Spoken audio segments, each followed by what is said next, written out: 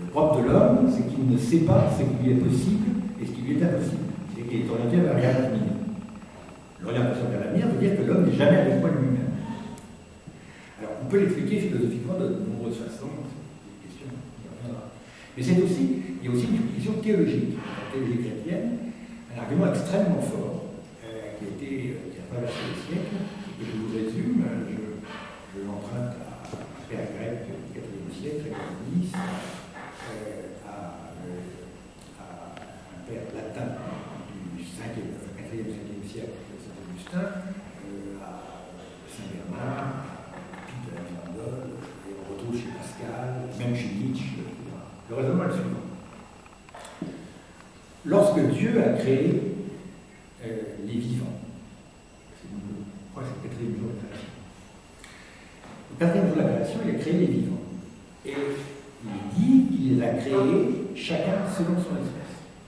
Son espèce, c'est-à-dire son genre, c'est-à-dire sa définition.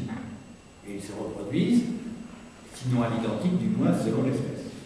Et c'est dit pour tous les animaux, les plantes, les poissons.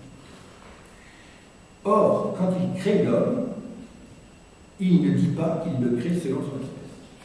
Il dit à la place, nous le créons à notre image et à notre ressemblance.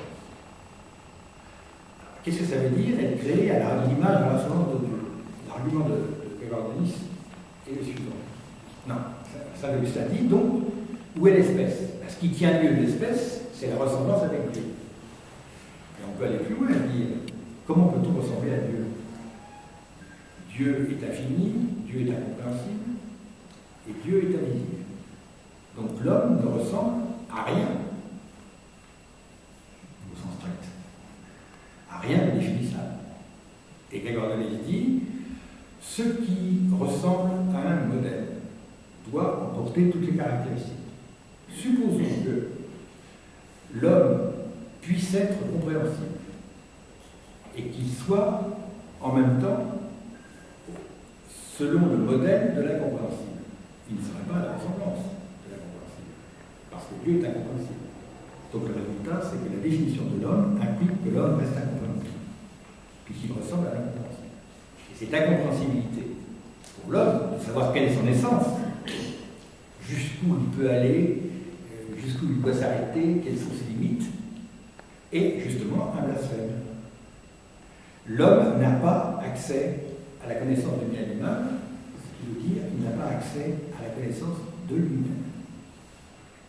Et en ce sens, toute tentative de fixer une définition à l'homme, de dire comment il peut s'identifier, à quoi il doit s'identifier, est une tentative totalitaire. D'ailleurs, ce sont les États totalitaires qui donnent des définitions de l'homme idéal, de l'homme à venir, de l'homme moderne, de l'homme qui doit. Et les États totalitaires qui donnent une définition de l'homme ont aussi le droit, se donnent le droit de dire qui n'est pas un homme. C'est bien entendu l'ennemi de race, l'ennemi de classe, ou l'insuffisant économique, etc. On peut dire qu'il ne remplit pas les conditions fondamentales de la définition de l'homme. Il n'est donc pas un homme et qu'on n'a pas de scrupule à avoir avec lui. Toute définition de l'homme implique la fin de l'humanité en lui. Et remarquons bien que dans une société libre, il n'y a pas de définition de l'homme. Il n'y a pas de devoir devenir quelque chose pour rester citoyen. Sitôt qu'il y a un devoir de devenir un homme nouveau, quel que soit cet homme nouveau, qu'il soit de droite ou de gauche, au bout du compte, qu'il soit biologiquement déterminé ou pas, de toute façon, à ce moment-là, il y aura des non-hommes, des non-hommes parmi les hommes potentiels.